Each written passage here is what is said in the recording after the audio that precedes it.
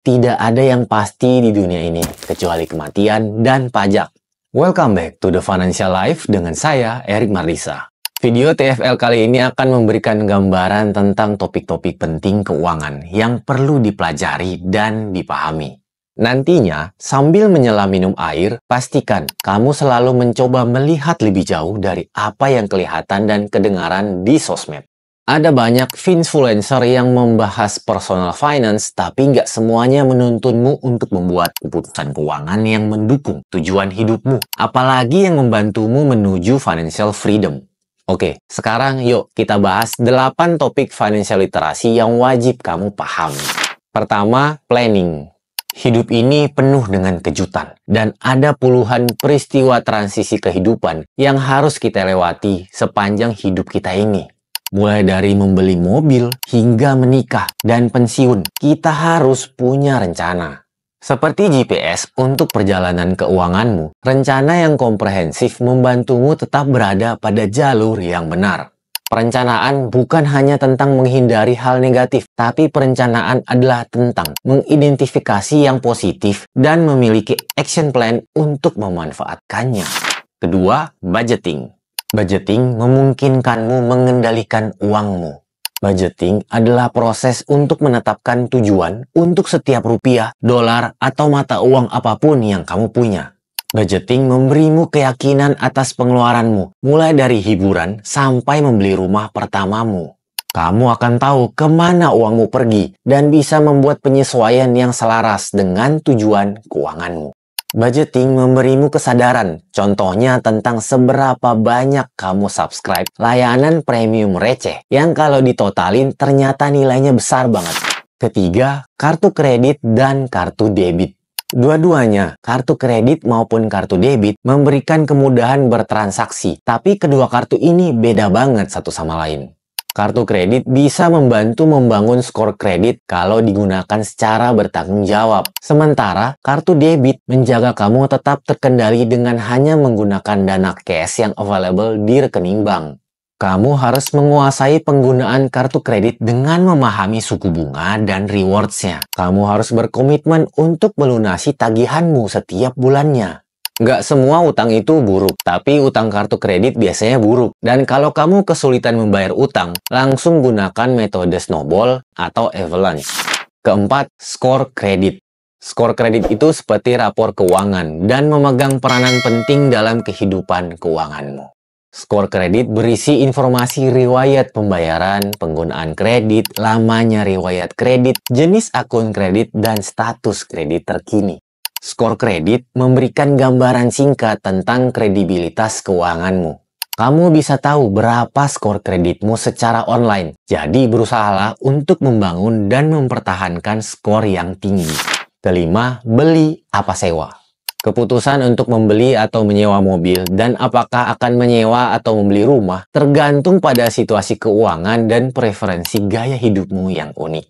Kamu perlu mempertimbangkan berbagai faktor seperti berapa budgetmu, tujuan jangka panjang, dan pro dan kontra dari setiap pilihan.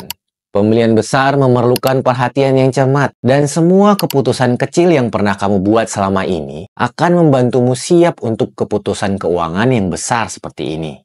Dan jangan lupa, kamu harus mengenal dirimu sendiri dan apa yang penting bagi dirimu.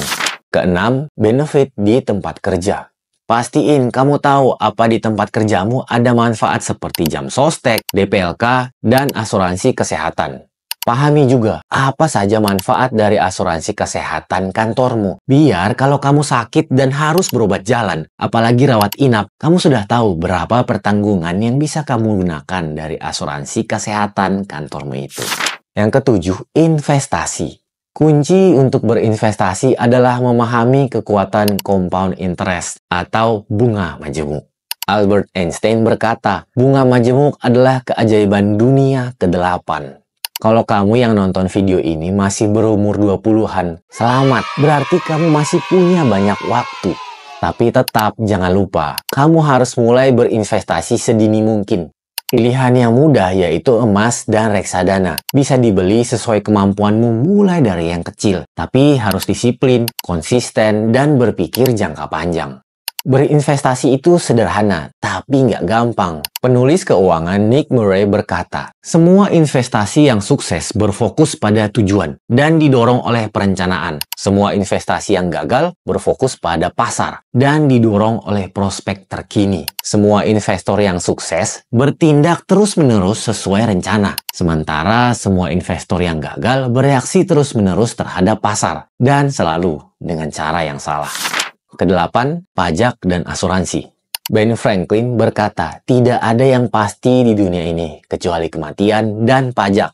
Pajak nggak bisa dihindari, tapi kamu bisa dan harus mengambil langkah untuk meminimalkannya. Seiring berjalannya waktu, tingkatkan pemahamanmu tentang dasar-dasar perpajakan, mulai dari PTKP, apa saja yang menjadi objek dan bukan objek pajak, serta tarif sesuai objek dan wajib pajaknya. Memang mudah menganggap asuransi sebagai pemborosan, karena asuransi adalah sesuatu yang kamu harap gak pernah akan kamu butuhkan.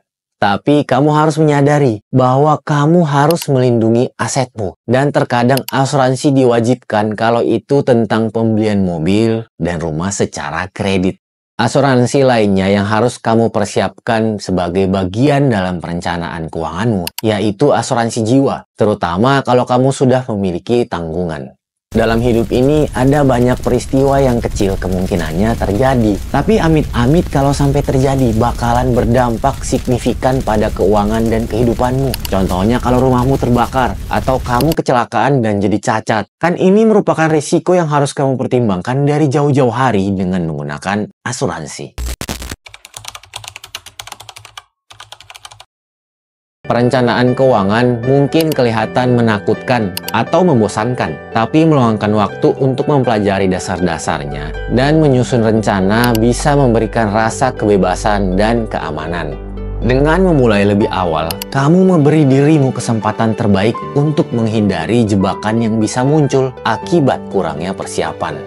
Kamu juga akan memperoleh kepercayaan diri dan ketahanan dalam menghadapi transisi kehidupan.